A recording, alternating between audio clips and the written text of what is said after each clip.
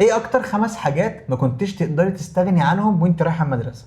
مقلمه كده، معدن على شكل عربيه، تمام، وبيبقى فيها من فوق حته ازاز كده او حته كده اكريليك مبينه ايه اللي جوه، وكان فيها دورين تفتح بقى. انا عارف، انا العيال الدحيحه هم اللي كانوا بيبقى معاهم البتاعه دي. بس انا ما كنتش دحيحه يعني كنت شاطره عادي يعني. وفي بقى ليفل اعلى من دي كمان، كنت تفتحها فالدورين يتفتحوا قدامك. انا عارفها اللي هي فيها مفصلات، هي دي هيدرو ميكانيكيه، هيدروليك. انا ممكن اروح المدرسه بقلم، انا معايا قلم جاف او قلم بس كده انا تمام قوي يعني، مقلمه وقلمه والبتاع ده ومساطر لا يشغل دماغي.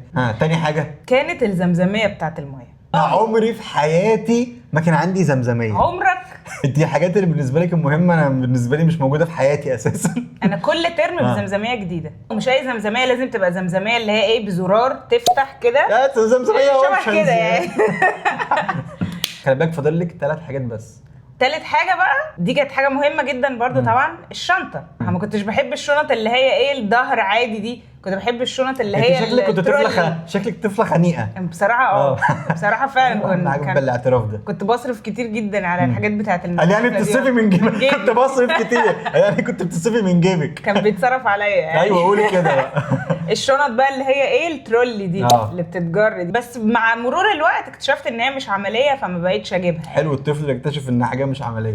كنت بشبط فيها الصراحه. ما لازم. رابع حاجه علبه الالوان، مش علبه الوان واحده، علب الالوان، علبه الوان شمع، علبه الوان خشب، علبه الوان فلوماستر، وبعد كده الموضوع اتطور لالوان ميه.